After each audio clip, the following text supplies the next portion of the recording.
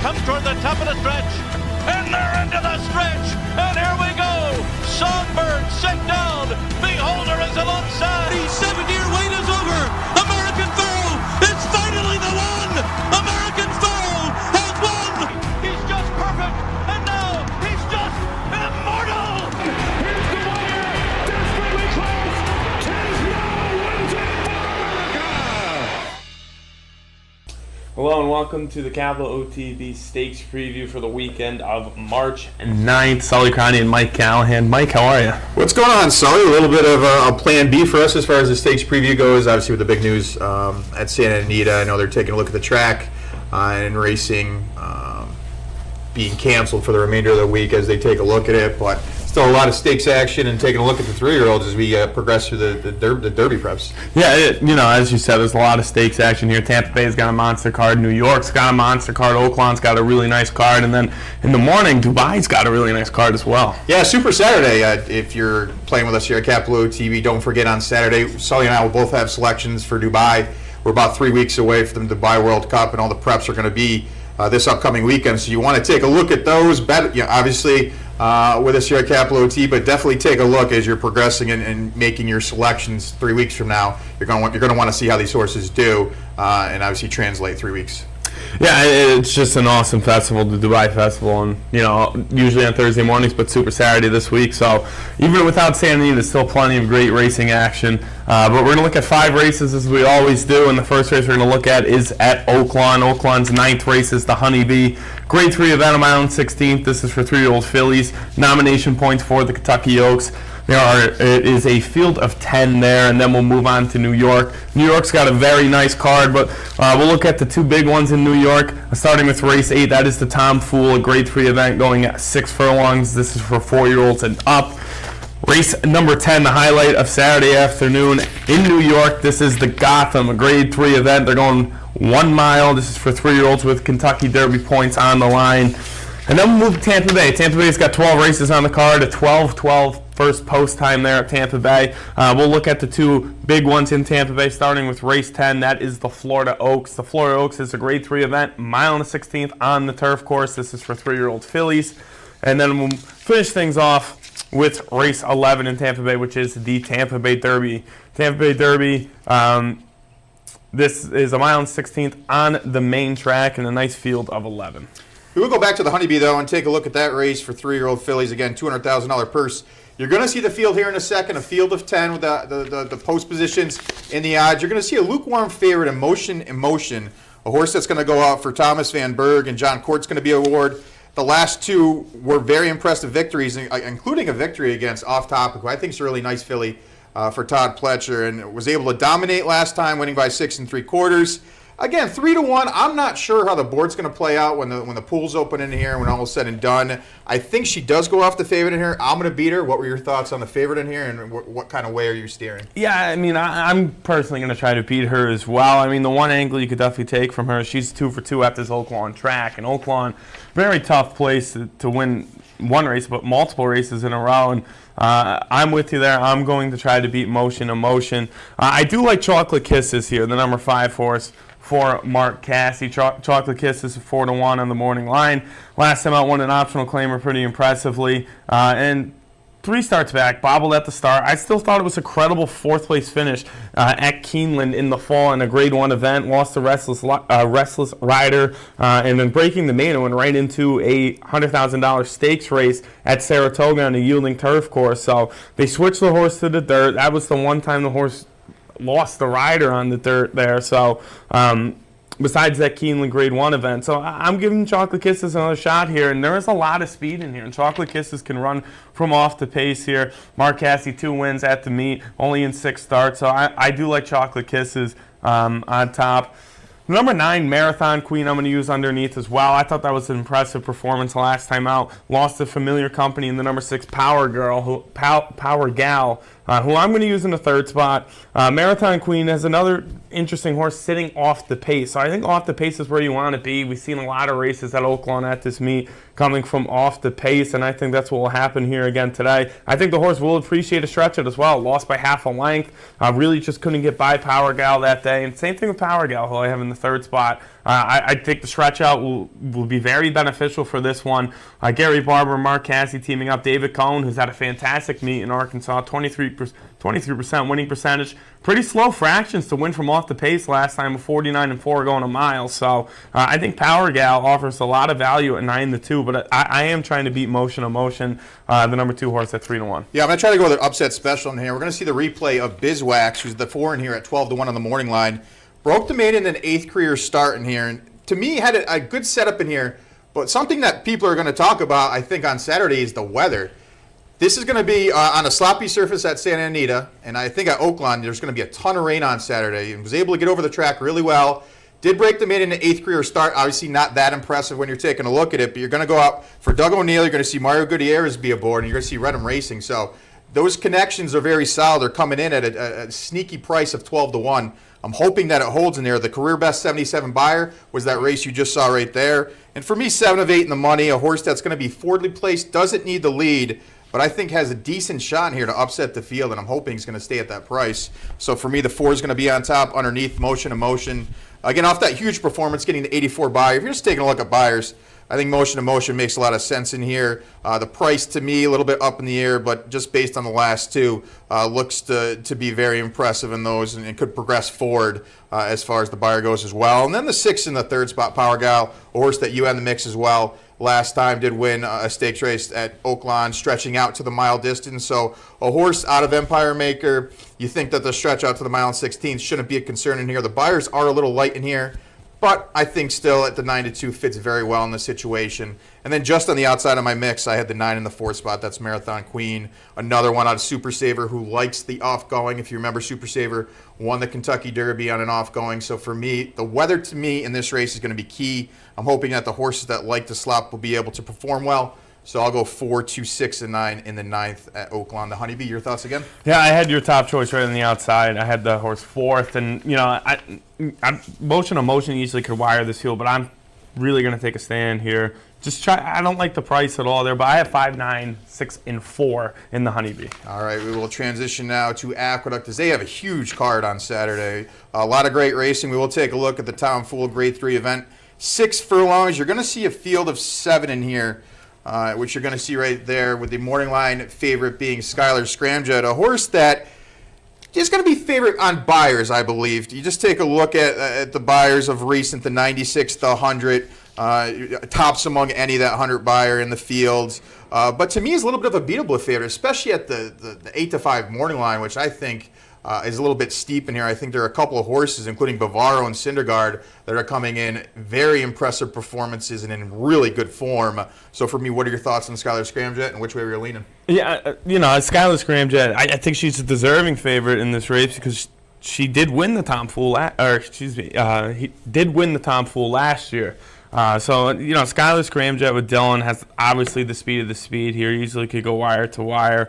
And Michelle Nevin, love betting her horses at Aqueduct, 17% there, 14% in the Greatest Stakes. And the workouts speak for themselves. Skylar Scramjet has been working well. I do like Syndergaard, though.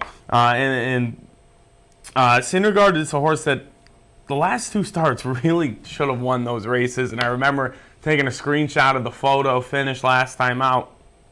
And looked like a dead heat, but then, you know, you could clearly see Syndergaard was a little bit behind. But in the Say Sandy, Florida, this is a horse that lost the honor of twice in a row.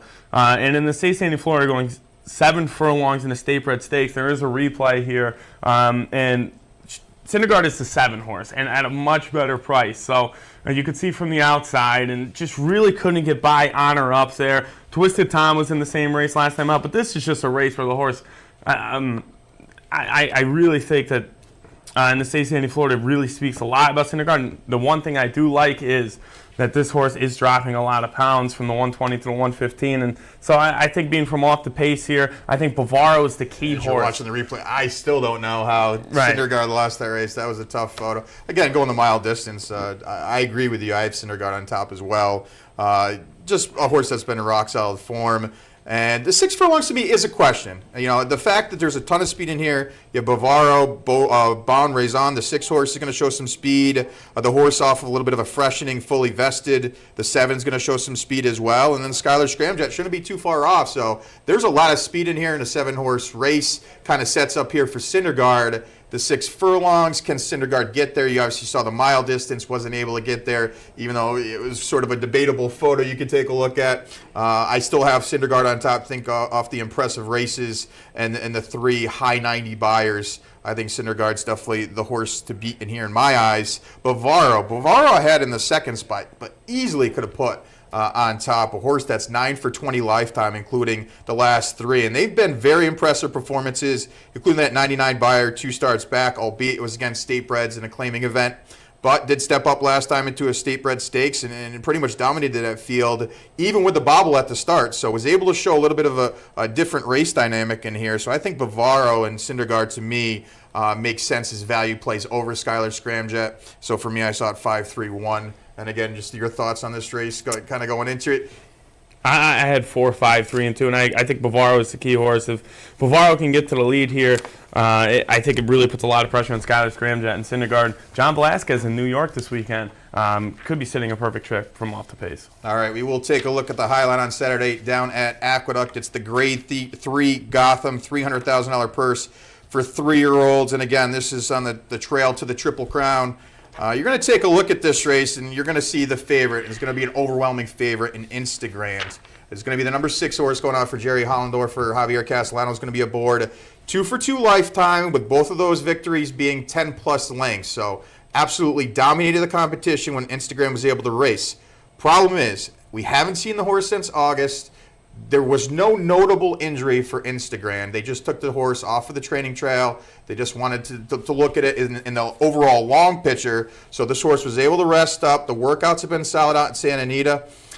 For me, the question mark from 6 to a mile stands, and obviously off the layoff, in August layoff, the horse was bought for $1.2 million. Good connections. If this horse is able to perform any, even 75% like this horse was able to back in mid part of 2018, I think is going to dominate this field. Problem is, with those 2 big question marks, is can you find other value in here? So what were your thoughts? Yeah, I think, as you said, a repeat of that race last time out in August is going to be very, very tough to beat. The Hollendorfer runner here, Javier, will be in the iron. So I just think it's going to be very, very tough to beat the 6 in this spot. I think you can get some prices underneath. I went with the number 6 on top of even money. I don't think you're going to get 10-1 on the 4. I really don't think you're going to get a 10-1 on a Mike Smith, Bob Baffert, and a horse that really has not ran bad besides that Breeders' Cup race. I have that horse underneath. It's the Instagram, and I'm usually never a fan of California horses coming to New York and then running. But these 2, I think, comparative to the field, are going to get the ideal trips here. I think Instagram, has the most speed in here. So I think even with the hot pace going a mile, I think it's going to be tough to catch the horse in the front end. I think Mike Smith's going to pick his spot somewhere around 3rd or the 4th spot. And we saw this horse run well from off the pace before that Breeders' Cup race and a $100,000 race at Santa Anita on the turf. And then they went to the dirt at Santa Anita in the Sham. I thought it was an okay 3rd place finish there. Gunmetal Gray is a really nice horse for West Point Thoroughbreds. That's who the horse lost to. So I think 10-1, I don't think it's going to hold, is a very, very fair price for much better. And Not That Brady. Not That Brady is the other speed horse here, Raylu Gutierrez and Rudy Rodriguez teaming up here, and lost to Tax last time out. Tax is a really, really nice horse, and excuse me, we're going to see very soon Tax on the Kentucky Derby Trail. So Rudy's having a nice meet as well. Over 12, though, for Rudy in the graded stakes. So I'm going to use the 5-1 price underneath. Has a lot of speed. I think the cutback to the mile where the horse broke the maiden by 11 is a nice move here by the connection. So for me, I had 6, 4, and 7. Yeah, I'm going to try to beat Instagram. make no mistake, Instagram's definitely the best horse if he's able to repeat the performances of the first two. But we're going to take a look at a replay right now of a stakes race down at Aqueduct Run on February 9th, where two of the horses that I'm going to have in my top three ran in that stakes race. You're going to see the three whose eventual winner just sort of sitting, looks a little idle on the rail there, and the four on the outside. Heichel, the three, is going to be able to slip up the rail and get the job done at a fair price that day of 2-1. But for me, I think can progress forward. The way the race shapes up, there's a lot of speed in here. There are a lot of horses stretching out to the mile distance. I think it's going to be a hot pace, and you may see a repeat of this performance. I think this horse can improve off that effort on an 84 buyer. And for me, 2 for 3 lifetime. The only blemish was a second by a neck, and stretching out to the mile distance, going out for Kieran in Shadwell Stables. Rajiv, who's been aboard for the last 2 victories, is going to be aboard. So hoping to make it 3 in a row. A little bit of a value play at 6-1. I'll put that horse on top. The 6, Instagram, in the second spot, who obviously looks to be the goods on paper. And then the 8, the horse that ended up finishing third in that race that you just saw, that's Tiki Vin Flu, who finished third as the beaten favorite in that race. Got a little bit of a poor trip. I know you only saw the stretch run there, but was really wide. There was sort of one of those races where everybody rushed up earlier on to kind of get position, and then ended up getting a little bit leg weary down the stretch. But I think the 8 at 12-1 offers some value. It's a little bit of an underneath play. You know, say you want to put Instagram on top, and the 8 underneath at a little bit of a $20, $25 exacta. I think that's a decent play as well. So for me, I saw it 5, 6, 8, and 3 in the Gotham. What were your thoughts again? 6, 4, 7, and 2. All right, that's going to bring us to our break. When we come back, we'll take a look at the big action down at Tampa Bay. Stay tuned. It may be cold in the Northeast, but in South Florida, the action's hot. This winter, be part of the championship meet at Gulfstream Park, where the fields are deep and the payouts are big. With some of the most competitive turf racing in America, Gulfstream Park is your winter destination for the finest in championship thoroughbred horse racing. And if you're looking for the top jockeys and best trainers, you'll find them all at Gulfstream Park. So play it today. Gulfstream Park. Champions start here. Here in upstate New York, no one provides bettors with more wagering options than Capital OTB. Our network of branch and easy bet locations stretches from the mid-Hudson Valley all the way to the Canadian border and west to central New York. So whether you need to place a bet, fund your Capital Bets account, or watch the next big race, all the action is just around the corner. A full list of our branch and easy bet locations can be found online at capitalotb.com. Capital OTB, the better and most convenient choice for wagering in upstate New York. No matter where in the world you are, the excitement of wagering on horse racing is just a click away. You'll get live streaming, past performances, race replays, our virtual tote board, analysis and selections from professional handicappers, a simple, safe, and secure wagering platform, and best of all, you get track prices. CapitalOTBBet.com. Bet any place, anytime at CapitalOTBBet.com. And be sure to download our new mobile app from the iTunes Store or Google Play. Welcome back to the Capital OTB Stakes Preview. Mike Callahan, Sully Crotty. We are through 3 of 5. We're going to go down to Tampa Bay now and take a look at 2 of their big races. Starting out with race number 10 at Tampa Bay. It's the Grade 3 Florida Oaks, $200,000 purse. Solid field in here of 11 horses with a lukewarm favorite of the number 4 in here. That's going to be number 5, Concrete Rose, who's going to be my top choice in here. A horse that won the first 2 career starts and then ran into newspaper of record last time the Breeders' Cup Juvenile Fillies Turf. I think is the deserved favorite in here. The workouts haven't wowed anybody off of the layoff in here. Georgia Arnold, a little bit cold as far as this type of layoff. But for me, her first 2 races were quite impressive. What were your thoughts on Concrete Rose, and did you try to beat her in here? Yeah, I did try to beat her. I had her in my mix, and Concrete Rose I'm going to play. The pick 5. There's an all-stakes pick 5 at Tampa. But this is just a horse that, as you said, ran into a buzzsaw in the Breeders' Cup against newspaper record. And then the first 2 starts, as you said, were very, very impressive. Going from main special weight into that Grade 2, winning that race very, very impressively over the Keeneland Fall. At the Keeneland Fall meet, going 2 turns. So she really is going to be very tough to beat in here. I'm going with a little bit of an upset. I'm going to go with the number 7 Blowout, Chad Brown and Jose Ortiz teaming up. And this is just a horse that I think the pace will be a little bit quicker.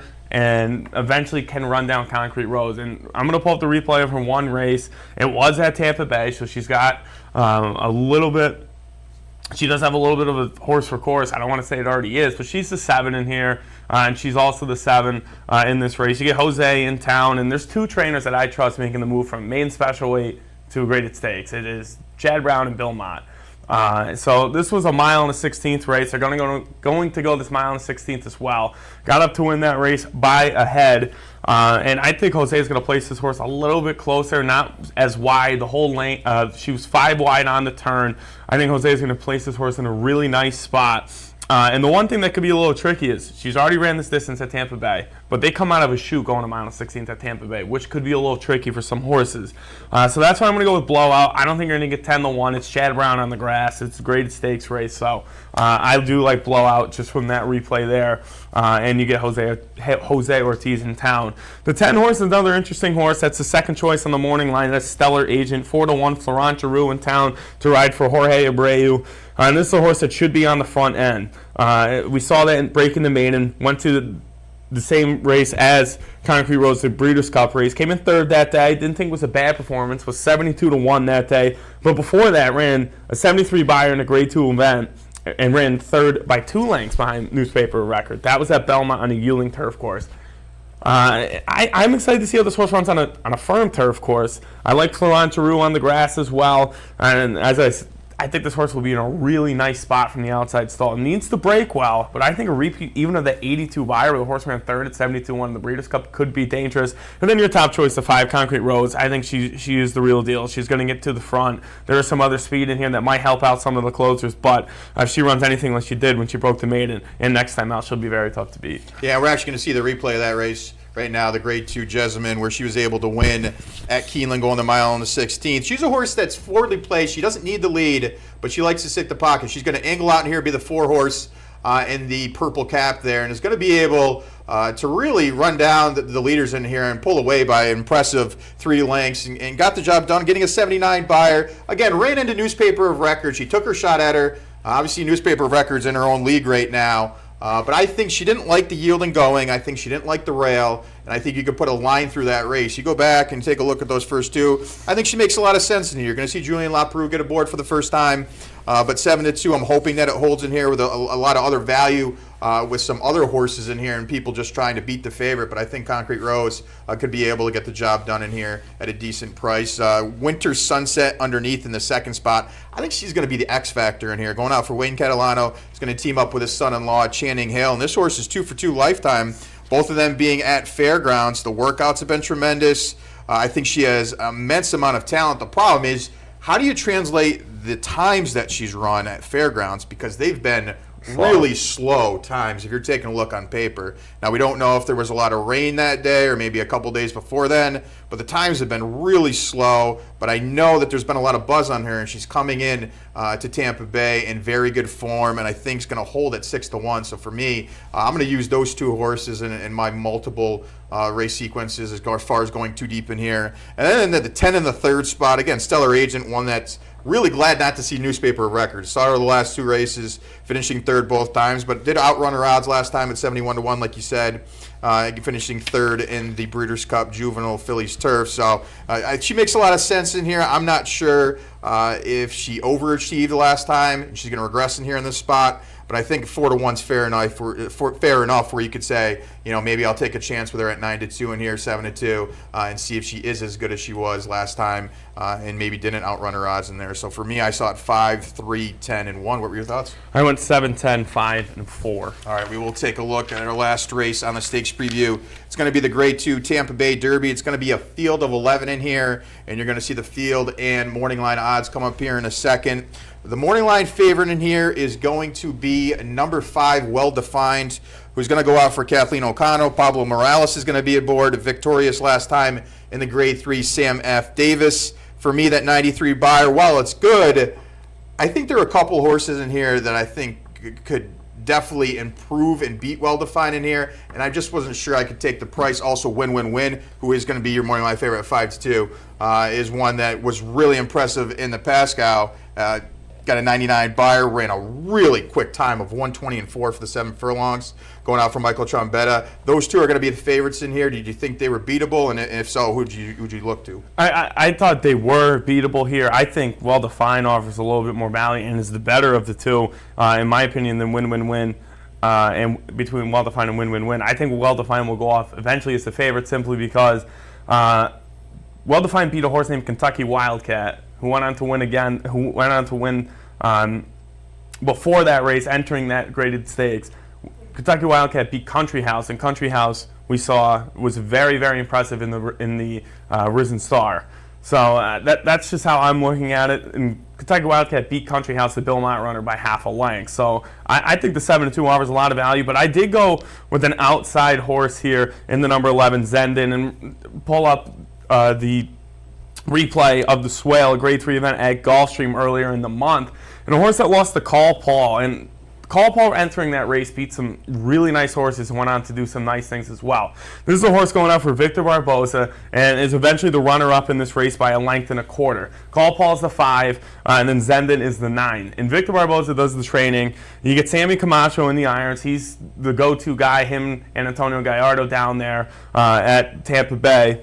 And going from sprint to route, Victor is winning 34% of his races.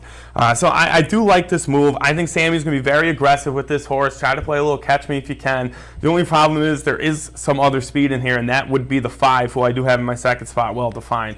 For the simple reasons I said, I think Kentucky Wildcat, that race was so beneficial with Country House coming out of that race as well. And Well Defined won that race very impressively at Tampa Bay, going this distance. So you could have a little horse for course angle there for Kathleen O'Connell, who herself is winning 26% of her starts and 33% of her graded stakes. So I think Well Defined at 7-2 is a really nice play. And then the 7, Win Win Win. Michael Trombetta and Irad Ortiz. This horse has been working out fantastic early in the month here at Tampa Bay. Later in February, really nice workouts, a really nice win. Sprinting last time out. Can this horse handle a stretch out? And a horse that I think will be poorly placed, if not on the lead. So it's going to be interesting to see who gets the lead with the 11 and the 7. And a horse that I think is interesting underneath is the 10.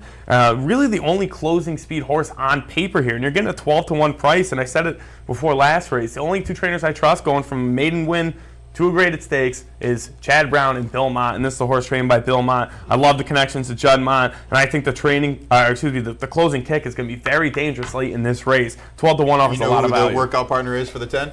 Hidden Scroll. Hidden Scroll. Okay. Hidden Scroll, the favorite last week down at Gulfstream Park. So you can take a look at some of the workouts with Hidden Scroll and Tactus. So like you said, the 12-1, I have the horse in my mix as well. I'm going to go in a little bit of a different angle with Dreammaker, a horse that's sort of a hot and cold angle. Did win last time in an allowance company, getting an 89 buyer, won that race by 8.5. I thought was a good performance, likes the mile and 16th, is out of Tapit, is bred to run all day, and I think he's going to inherit what I think is going to be a quick pace like you were talking about, and could be sitting about mid-pack and golf the leaders down the stretch and be able to hold off the closers, including the 10 in here. So I think 4-1 offers me some value in number 4, Dreammaker. The 7 underneath, Win Win Win. I wanted to put on top off that impressive Pascal performance, going to 120-4 for 7 furlongs. The workouts have been absolutely tremendous. For me, though, I'm not sure if this horse is going to like the 2 turns as much as a couple others in here, including my top choice, Dreammaker. So that's the reason I had to put the horse in the second spot. But it has a ton of potential. If this horse is able to stretch out in the 2 turns and put in a performance like that, you could see a series contender going into the Kentucky Derby and Win Win Win. And then in the third spot, Tactus, you were just talking about, is the training partner for Hidden Scroll, who was the favorite last week down at Gulfstream Park. I think this horse has some ability. They're testing the waters, obviously, breaking the maiden in the second career start, now coming down here and running in the Grade 2 Tampa Bay Derby. So obviously the waters are getting a little bit deeper, but there is value in here. Jose Ortiz, Bill Mott, like Sully was saying, I think there's a lot to like as a little bit of a value play at 12-1. And then your 11 just on the outside, that's Zendin, a horse that I think you could put in any one of those 1, 2, 3, 4 angles in here. I think it's going to be a big factor in this race at 8-1. It just has to navigate the outside post, but I think is going to offer a lot of potential in here in this race. So for me, 4, 7, 10, 11. Your thoughts again? 11, 5, 7, and 10. All right, that was the stakes preview for this week. And again, lots of stakes action also next week with the Rebel. And right. With everything going on at Santa Anita, there is the potential, it depends on if they get 20 or more, that there could be 2 divisions of the Rebel where they could sort of help out the West Coast. with all the track conditions and the cancellations and horses trying to figure out different angles to get to the Kentucky Derby. So if there are 20 or more, there is the potential for a dual edition of the Rebel, which is tremendous. Right. Yeah, it really will be tremendous. And, obviously, Bob Baffert's had a lot of success in Arkansas with American Pharoah and others, so I don't think he'll have a problem going down there. But I really do hope things work out in Santa Anita because, as you said, that was a really nice card. Even in the handicap division, had a really nice race there this weekend, so it's just unfortunate. Yeah, with McKenzie and a couple others. Again, horses come first. You have to figure out what's going on. Obviously, we're not in this spot without the horses, so we need to take care of them first, figure out what's wrong with the track, or if it's not the track, figure out what's going on in general, and then from there, making sure that everybody's safe, that the trainers feel that their horses are safe, owners as well, and then just figure out what's going on out there. But it is nice to see tracks teaming up and figuring out what they can do because they know that they have a little bit more of advantage now that the West Coast is trying to figure out what to do. So I think 2 editions of the Rebel would be tremendous if 20 or more horses enter. They could figure out 2 divisions for that, and then points is allowed for it, and there is a whole structure to that as well for the Kentucky Derby points. So we'll figure out how that goes. We'll talk about it all next week. So tune in next week for Sully and I. Until we see you again, take care. You're watching OTB TV, a service of Capital Off Track Betting.